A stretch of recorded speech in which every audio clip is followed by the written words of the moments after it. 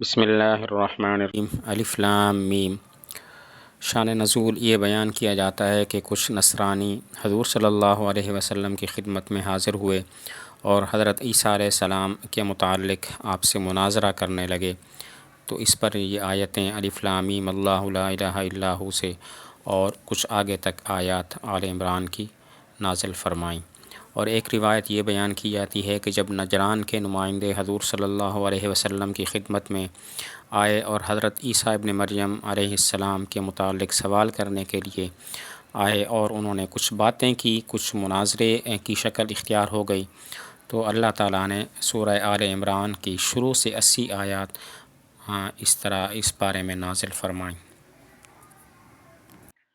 باقی الف لام میم اور اس طرح کے جو دیگر حروف مقطعات ہیں جو چند صورتوں کے شروع میں ہوتی ہیں، ان کے بارے میں تحقیقی مفسرین کی رائے یہ ہے کہ اللہ عالم ہی اللہ تعالیٰ ان کی مراد کو جانتے ہیں۔ اللہ تعالیٰ لا الہ الا ہو نہیں ہے کوئی معبود سوائے اس کے، الحی القیوم وہ زندہ ہے، تھامنے والا ہے۔ حی اور قیوم کا کیا مطلب ہے؟ تو ان کی وضاحت اور ان کی تفسیر آیت الکرسی میں گزر چکی ہے۔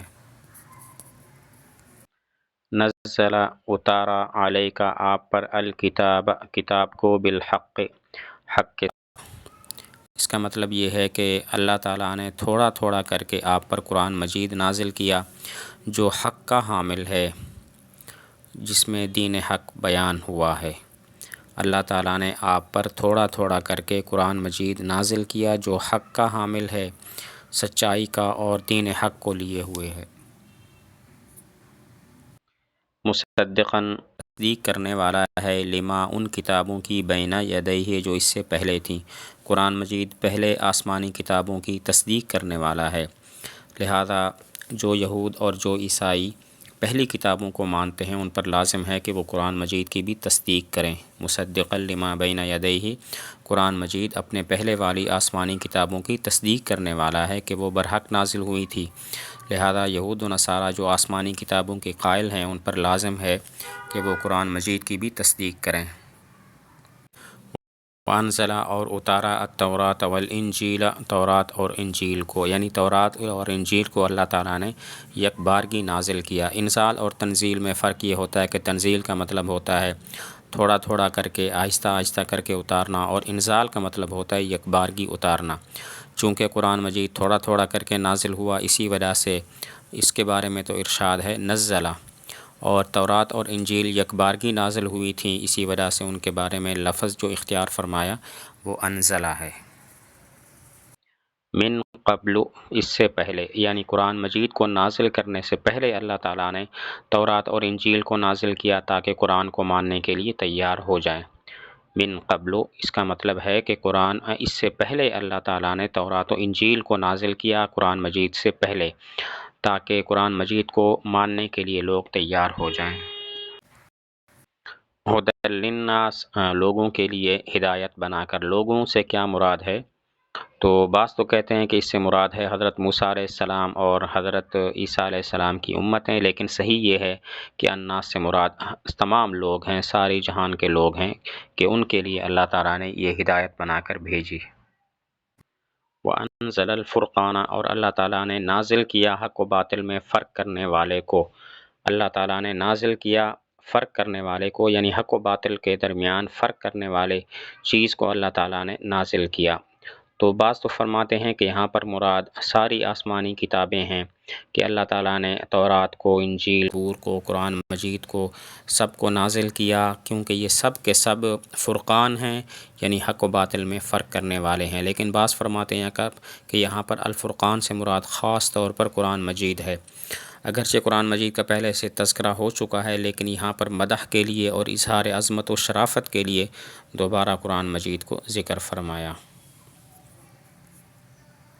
یہاں پر سوال ہوتا ہے کہ انزلہ کو 2 بار کیوں ذکر کیا؟ اس کا ما قبل پر عطف بھی ہو سکتا تھا، تو انزلہ کو 2 بار کیوں ذکر فرمایا؟ تو اس کا جواب یہ ہے کہ یہاں پر معطوف علیہ کا ذکر ذرا دور ہو گیا تھا تو دوبارہ انزلہ کو ذکر کیا تاکہ یہ وہم نہ ہو کہ الفرقان کا عطف ہدن پر ہے۔ الفرقان کا عطف ہدن پر نہیں ہے۔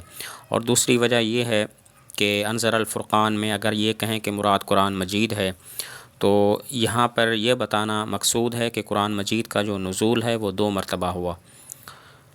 ایک مرتبہ تو آسمان دنیا تک اس کا نزول ہوا، اور دوسری مرتبہ آہستہ آہستہ بالتدریج حضور صلی اللہ علیہ وسلم پر زمین پر اس کو اتارا گیا۔ دوبارہ انزلہ کا ذکر اشارہ ہے اس بات کی طرف کہ قرآن مجید کا نزول 2 مرتبہ ہوا۔ ایک مرتبہ شب قدر میں پورا قرآن مجید آسمان دنیا پر اتارا گیا، اور دوسری مرتبہ آہستہ آہستہ ضرورت کے موافق حضور صلی اللہ علیہ وسلم پر قرآن کو نازل کیا گیا۔ ان الذین کفروا، بے شک وہ لوگ کہ جنہوں نے کفر کیا، بآیات اللہ، اللہ تعالیٰ کی آیات کا، لہم عذاب شدید، ان کے لیے سخت عذاب ہے۔ یعنی جن لوگوں نے اللہ تعالیٰ کی اتاری ہوئی آیات کا انکار کیا، خواہ وہ کسی بھی آسمانی کتاب کی آیتیں ہوں، تو اس کفر کی وجہ سے ان کے لیے سخت عذاب ہے۔ واللہ، اور اللہ تعالیٰ عزیز غالب ہیں، ذو انتقام، انتقام والے ہیں۔ اللہ تعالیٰ غالب ہیں، اللہ تعالیٰ کو عذاب دینے سے کوئی روک نہیں سکتا۔ عذاب دینا چاہیں اللہ تعالیٰ تو کوئی روکنے والا نہیں ہے۔ ذو انتقام، انتقام والے ہیں، کوئی انتقام لینے والا اللہ جیسا انتقام نہیں لے سکتا۔ جس طرح اللہ تعالیٰ انتقام لیتے ہیں، کوئی اور اس طرح کا انتقام نہیں لے سکتا۔ تو اس سے پہلے والی آیات میں توحید کو ثابت کیا گیا، پھر حضور صلی اللہ علیہ وسلم کی سچائی کی طرف اشارہ کیا گیا کہ قرآن مجید دوسری آسمانی کتابوں کے مطابق ہے، اور اس کی عبارت بھی ایسے ہے جو انسانی طاقت سے باہر ہے۔ تو آخر میں پھر جو انکار کرنے والے ہیں ان کے لیے عذاب کی تنبیہ بھی فرما دی۔ پہلی آیات میں توحید کو ثابت کیا گیا، پھر اس کے بعد رسول کی سچائی کی طرف اشارہ ہو گیا کہ قرآن مجید دوسرے کی آسمانی کتابوں کی تصدیق کرنے والا ہے، اور اس کی عبارت بھی ایسی ہے جو تمام انسانوں کی طاقت سے باہر ہے، کوئی بھی اس جیسی آیات نہیں بنا سکتا۔ پھر اس کے بعد اللہ تعالیٰ نے ان لوگوں کے لیے جو انکار کرتے ہیں تنبیہ ذکر فرما دی کہ ان کے لیے عذاب ہوگا۔ ان اللہ، بے شک اللہ تعالیٰ، لا یخفی علیہ، مخفی نہیں ہے اللہ تعالیٰ پر، شیئن، کوئی چیز، فی زمین میں، ولا فی السماء، اور نہ آسمان میں۔ مطلب یہ ہے کہ آسمان اور زمین کی کوئی چیز بھی پوشیدہ نہیں ہے۔ آسمان اور زمین کے اندر کوئی بھی چیز ہو وہ اللہ تعالیٰ سے پوشیدہ نہیں ہے، لیکن مطلب یہ ہے کہ سارے جہان میں کوئی چیز اللہ تعالیٰ سے پوشیدہ نہیں ہے۔ باقی آسمان اور زمین کا یہاں پر خاص طور پر تذکرہ کیا گیا ہے،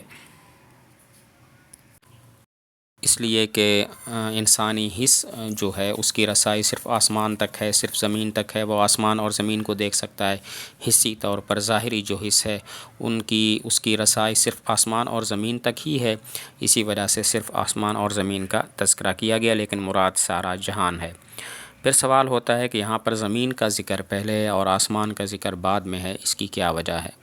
کیا وجہ ہے کہ زمین کا ذکر پہلے ہے اور آسمان کا ذکر بعد میں ہے؟ ولا فی السماء، جواب یہ ہے کہ مقصد یہ بیان کرنا ہے کہ اللہ تعالیٰ بندوں کے اعمال سے واقف ہے اور بندوں کے اعمال کی جزا اور سزا دے گا۔